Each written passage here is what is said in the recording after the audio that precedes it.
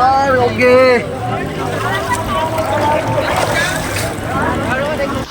এই সবে আমরা হোটেলে পৌঁছালাম, আর এতটা কষ্ট করে এসে দেখো সবাই ক্লান্ত হয়ে গেছে। চলো এখন শেয়ার করি কুম্ভ মেলা সম্পর্কে কিছু তথ্য। যে আর নদীর পাড়ে বসে এই চা খাওয়ার মজাই একটা আলাদা। কাঁটাতার টপকে আমরা চলে এলাম এখানে। আগের পর্বে তোমাদেরকে দেখিয়েছি কিভাবে আমরা কলকাতা থেকে কুম্ভ মেলা পৌঁছালাম, আর এই পর্বে তোমাদের ঘুরে দেখাবো কুম্ভ মেলার একদিকের অংশ এবং কোথায় গেলে মেন সঙ্গমে তোমরা স্নান করতে পারবে তাও দেখতে পাবে এই ভিডিওতে। তো চলো দেরি না করে শুরু করা যাক আজকের গল্প। এখানে কিন্তু এই পারে আর এই পারে চারদিকে আছে প্রচুর টেন্ট। তোমরা চাইলে এখানে টেন্টে থাকতে পারো। মাঘী পূর্ণিমার পূর্ণ স্নানের টাইম আছে 7টা পর্যন্ত, 7টার মধ্যে স্নান করতে হবে। যত তাড়াতাড়ি করবো। এখন যাই আগে স্নানটা করি, স্নানটা মেন।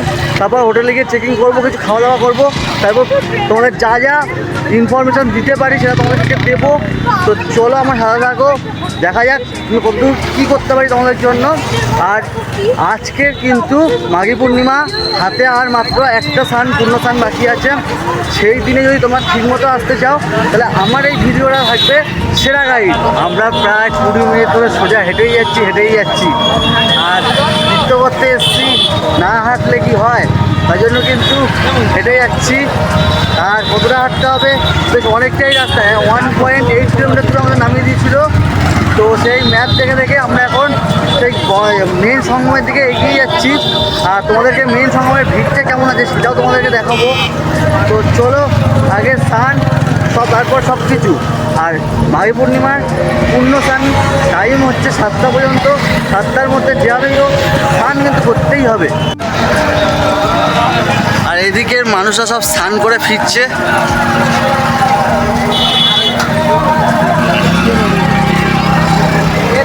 দেখো দল বেঁধে এসছে আর হাতে পতাকা নিয়ে চিহ্ন করছে।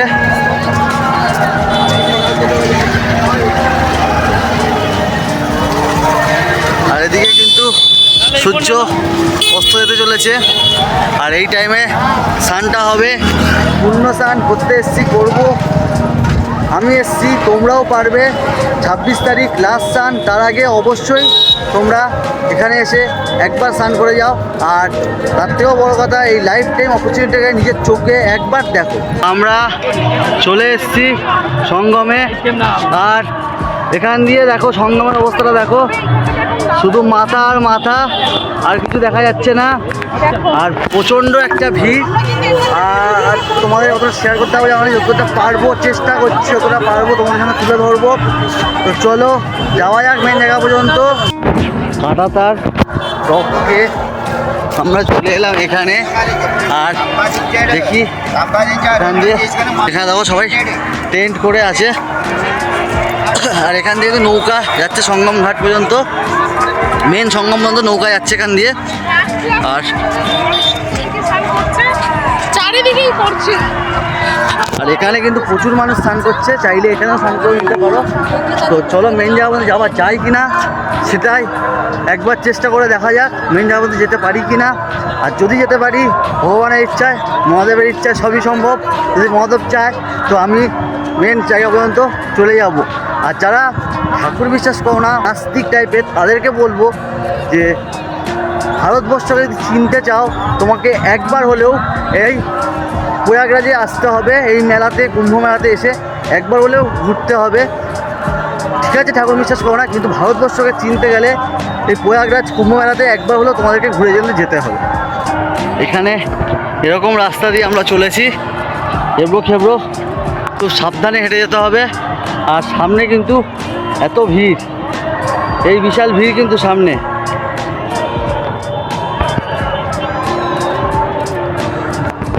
কতটা কাছ পর্যন্ত যাওয়া যায় চেষ্টা চলছে তার, সেই সঙ্গমের কতটা কাছে আমরা পৌঁছতে পারি।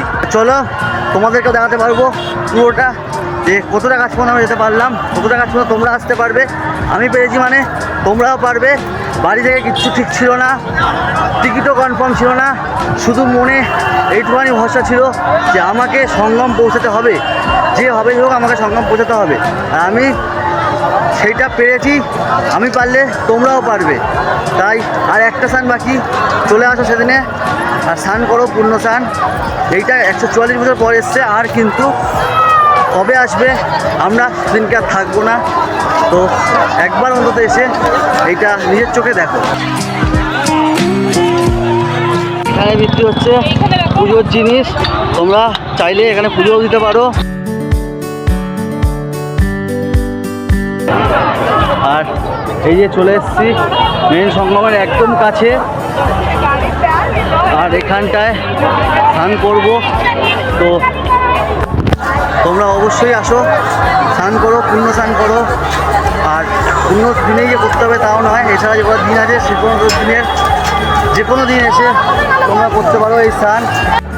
আর এইখানে আছে স্নান করার পরে চেঞ্জিং রুম, সেটা চেঞ্জিং করতে পারো। আর এই যে সঙ্গমের ঘাটে একদম চলে এসেছি, আর এখানেই স্নান করব আজকের পূর্ণ স্নান, এখানেই ছাড়বো মাঘী পূর্ণিমার পূর্ণ স্নান, এখানেই ছাড়বো।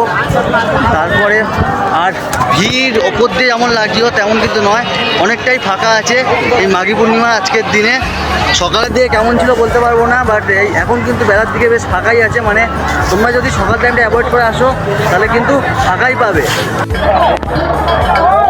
আর সঙ্গমের পরিস্থিতি কিছুটা এরকম, স্টেশনের জন্য আমি ভীষণ দিকে দেখাতে পারছি না, বাট এদিকটা দেখো প্রচুর মানুষ কিন্তু স্নান করছে এই সঙ্গমে, ভিড় অনেকটাই ফাঁকা আছে, ভালোভাবেই স্নান করতে পারবে। তো এখানে আসো, স্নান করো ঠান্ডা মাথায়, আর চাইলে পুজোও দিতে পারো। এখানে পুজোর সামগ্রী বিক্রি হচ্ছে, এখান দিয়ে কিনে পুজোও দিয়ে দিতে পারো। তো চলো স্নানটা করে নিই। আর এখন নামছি ঘাটে।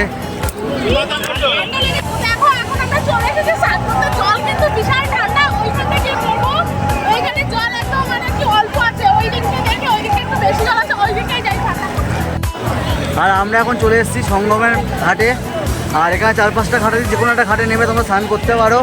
আর এই দেখো এইখানে পর্যন্ত এত সময় পর্যন্ত পার করে দিয়েছে, আর জল কিন্তু ভালোই ঠান্ডা আছে। তো চলো স্নানটা আগে সারি। হর হর মহাদেব, হর হর গঙ্গে। ঠান্ডা কিন্তু প্রচণ্ড ঠান্ডা।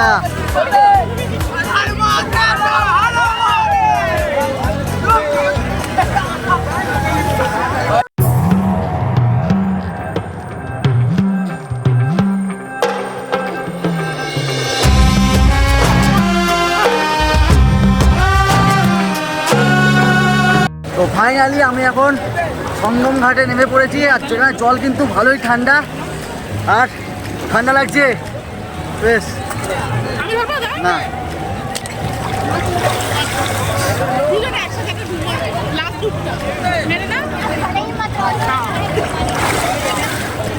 ওকে,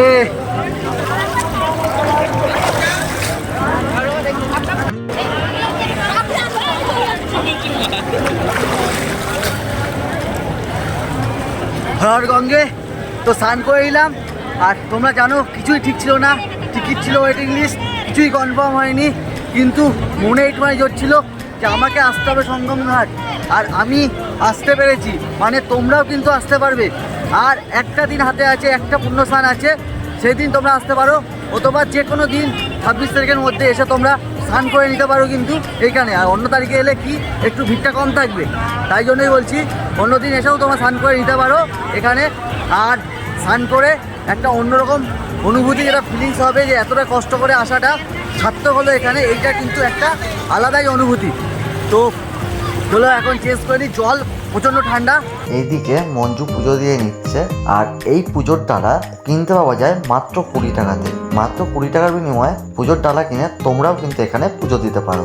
গঙ্গায় অনেকক্ষণ ধরে স্নান করলাম আর পুজোও দিয়ে নিলাম, বেশ ভালো লাগছে। আর শরীরে যে ক্লান্তি ভাবটা ছিল সেটা যেন পুরোটাই উধাও হয়ে গেছে। তাই জন্যই গঙ্গার একটা আলাদা যেন শক্তি আছে, যেটা পুরো শরীরের ক্লান্তি ভাবটা দূর করে দিয়েছে। আর মাঘী পূর্ণিমার চাঁদ দেখো উঠেছে এদিকে, দারুণ লাগছে। তো এখান দিয়ে আমরা যাব হোটেলে চেকিং করবো, এখনও চেকিং করা হয়নি। তো চলো হোটেলে গিয়ে কথা হচ্ছে। আমাদের স্নান করা কমপ্লিট, পুজো দেওয়া কমপ্লিট, এবার চলে যাচ্ছি হোটেলের দিকে। আর হোটেল নদীর, আমরা আছি নদীর এপারে আর হোটেল নদীর ওপারে। আর এখান দিয়ে পিপা পুল দিয়ে পেরিয়ে হোটেলের দিকে যাব। তবে একটা কথা বলি, টিভিতে বা বিভিন্ন মিডিয়া যেভাবে সম্প্রচারণ করছে এত ভিড় হচ্ছে, কিন্তু অনেক বড় এরিয়া যেহেতু অনেক মানুষ আছে, কিন্তু অনেক বড় এরিয়া যেহেতু অতটা কিন্তু ভিড় বোঝা যাচ্ছে না। তো কালকে সকালবেলাতেও আসবো স্নান করতে, তখনও দেখবো কেমন কি ভিড় আছে, তো তোমাদেরকে বলবো। তো চলো এখন যাই হোটেলের দিকে, আগে একটু খাওয়া দাওয়া করতে হবে, প্রচণ্ড জোর খিদে পেয়েছে। আর এদিকে দেখো লেখা আছে ওয়েলকাম মহাকুম্ভ প্রয়াগরাজ। আর এই দিকটা কিন্তু বেশি ভিড় ওই দিকের তুলনামূলক, এদিকটা কিন্তু বেশি ভিড় ওই দিকের তুলনায়। আর আমরা হেঁটে যাচ্ছি পিপাপুল খুঁজতে হেঁটে যাচ্ছি সামনের দিকে। পিপাপুল দিয়ে বেরোবো ওই দিকে আছে নাগবসকি মন্দির, মন্দিরের কাছে আছে আমাদের হোটেল। তো চলো যাই হোটেলের কাছে।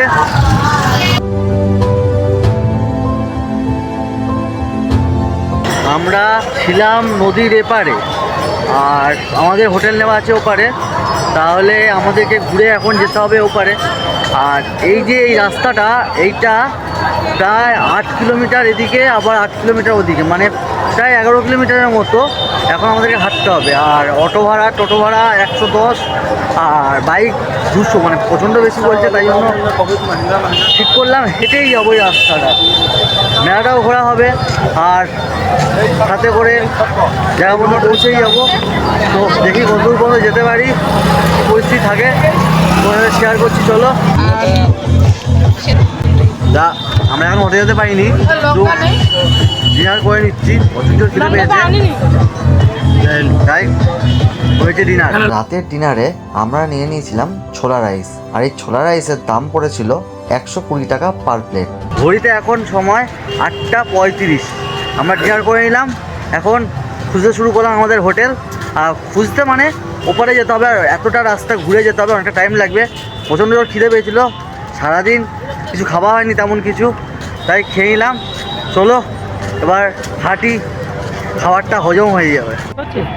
এদিকে দেখো সমস্ত মন্দিরের ডেমো করে রেখেছে এখানে। যতগুলো বড় বড় মন্দির আছে আমাদের ভারতবর্ষের, সেগুলোর ডেমো এখানে আছে।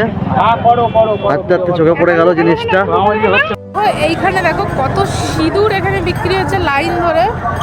লাল তো আমরা জানতাম, লাল, মেরুন, আর এই যে অরেঞ্জ কালার, এই সিঁদুরটা এখানে লালের মধ্যে কত ভাগ আছে দেখো। নদীর ধারে এই জায়গা থেকেই আমরা কিনে নিয়েছিলাম সিঁদুর, আর সিঁদুরের দাম নিয়েছিল 1 কৌটো 20 টাকা। পিপা পুল বন্ধ থাকায় এখন আমরা পার করছি প্রয়াগরাজের নতুন পুল। এই পুলটা কিন্তু খুব সুন্দর করে সাজিয়েছে উত্তরপ্রদেশ সরকার, আর এই পুল পেরিয়েই যেতে হয় নদীর উল্টো দিকে। শুধু এই ব্রিজটি পার করার জন্য টোটো ভাড়া লেগেছিল 400 টাকা। আমরা এখন পুল পার করছি, নায়া পুল, আর এই পুলটা পেরিয়ে ওপারে যাব।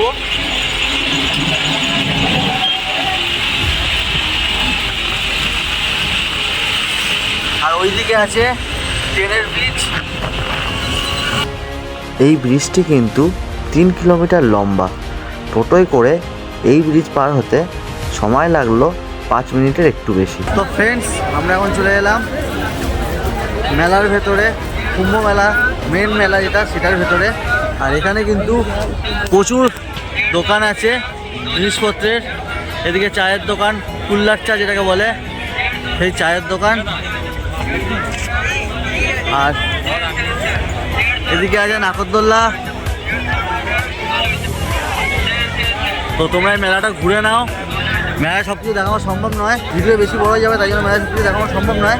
তোমরা মেলাটা নিজের পায়ে ঘুরে নাও, খুব ভালো লাগবে। এখানে আছে আদিবাসী অয়েল, তোমরা এখান থেকে অরিজিনাল আদিবাসী অয়েল কিনে নিতে পারো।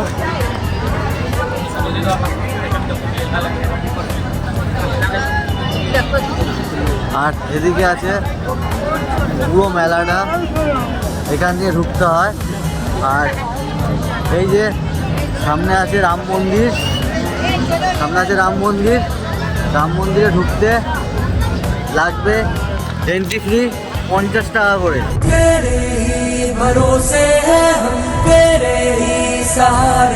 আর এদিক থেকে সামনেই প্রয়াগরাজ জংশন। আর এখানটায় আমরা নামলে আমাদের অনেকটা কাছে হতো। আর এই দেখো এখনও 20 মিনিট, মানে হেঁটেই যাচ্ছি, হাঁটা আর শেষ হচ্ছে না। চলো প্রায় এসে গেছি হোটেলের কাছে। ঘড়িতে সময় এখন রাত 11:35। আর আমরা সবেমাত্র খুঁজে পেলাম আমাদের হোটেল। আর এখান দিয়ে সামনেই আছে গঙ্গা, একটু পরেই হয়তো দেখাবো তোমাদেরকে। চলো রুমে ঢুকি, আগে সেটেল হই। এই সবে আমরা হোটেলে পৌঁছালাম। আর এতটা কষ্ট করে এসে দেখো সবাই ক্লান্ত হয়ে গেছে। আর হোটেল কিন্তু সবাই আগে থেকে নিয়ে রেখো। আর আমাদের একটু বুদ্ধি ভুলের জন্যই এতটা রাস্তা আমাদের ঘুরতে হয়েছে। 16 নম্বর পিপা পুলটা কিন্তু সবার জন্য খুলে দিয়েছিল, সেটা না রেখেই আমরা পুরোটা ঘুরে এসেছি। তো খুবই কষ্ট হয়েছে। চলো এখন একটু রেস্ট নেব। ঘড়িতে এখন সময় রাত 12:30। আর ওরা হোটেলে ঢুকে গেছে। আর আমি আর এই দাদা বেরিয়েছি একটু ঘুরে দেখতে সব কিছু। তা এইখান দিয়ে সঙ্গম মাত্র 2 কিলোমিটার। আর যত সাধুদের আখাড়া সব কিন্তু আছে এই পারের এই জায়গাটাতে। আর আমরা সেগুলোই দেখার চেষ্টা করছি, কতটা কাছে যাওয়া যায় সেটাই দেখছি। আর এইখানে মার্ক হচ্ছে এই যে মা গঙ্গার মূর্তি আছে, এইখান দিয়ে কিন্তু যেতে হবে। আর যত সাধুদের আখাড়া সব কিন্তু এই দিকে আছে। আর এইখানেও কিন্তু স্নান করা যায়, তোমরা চাইলে এখানেও স্নান করতে পারো। আর কালকে সকালে আমরা এই জায়গাটা এসে হয়তো স্নান করে নেবো একদম কাছে। আর একটুখানি সামনের দিকে হেঁটে গেলে নদীর ধার ধরেই তাহলে পেয়ে যাবে সঙ্গম। তো চলো তোমাদেরকে ঘুরে দেখাই। রাতের বেলা এখন পুরো ফাঁকা আছে, আর পুলিশেরও অতটা কড়াকড়ি নেই, তাই জন্য ভালো করে ঘুরে দেখাতে পারবো তোমাদেরকে। আর দেখো এই জন্যই বলেছি ভারতবর্ষকে যদি চিনতে হয় তাহলে এই কুম্ভ মেলায় একবার আসতে হবে। দেখো কত মানুষ এই রাতের বেলাতে এখানে ঘুমাচ্ছে, বসে ওয়েট করছে। মানে একটা অন্যরকম একটা পরিবেশ এখানে। এই অন্যরকম পরিবেশের সাক্ষী থাকতে গেলে কিন্তু এই কুম্ভ মেলাতে তোমাদের আসতেই হবে।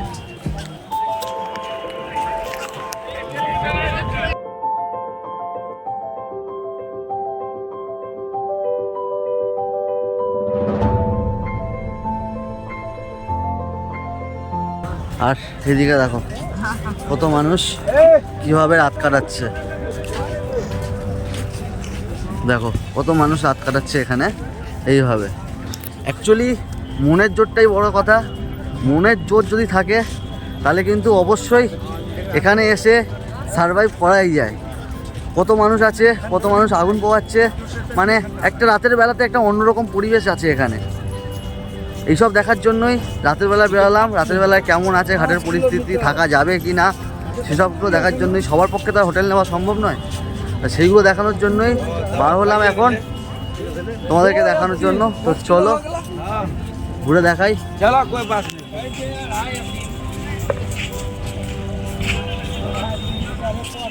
আর এত রাতেও কিন্তু মানুষ স্নান করছে গঙ্গার পাড়ে। আর এদিকেও কিন্তু আছে চেঞ্জিং রুম। আর রাতের বেলাতেও কিন্তু চা পাওয়া যাচ্ছে। কোনোভাবেই দেখে মনে হচ্ছে না এখন ঘড়িতে 12:30 বাজতে যায় রাত। কত মানুষের ভিড় দেখো শুধু রাত 12:30টাতে। সাধুরা এত রাতেও জেগে আছে। আর মানুষ দেখো সব সঙ্গমের দিকে যাচ্ছে, সঙ্গমের কাছাকাছি থাকতে চায় অনেক মানুষ, যাতে সকালবেলায় শুধু প্রথম স্নানটা করতে পারে। চা এখন ঘড়িতে সময় রাত 12:45 আর এখন নিয়ে নিয়েছি গরম গরম চা। আর নদীর পাড়ে বসে এই চা খাওয়ার মজাই একটা আলাদা। রাতের বেলা নিঝুম নদী, জোয়ারের জল বয়ে চলেছে, তার পাশে বসে আমরা দুজন চা খাচ্ছি আর ফিল নিচ্ছি গঙ্গার। এটা আলাদাই অনুভূতি আছে এর, কি বলো তাই তো? হ্যাঁ।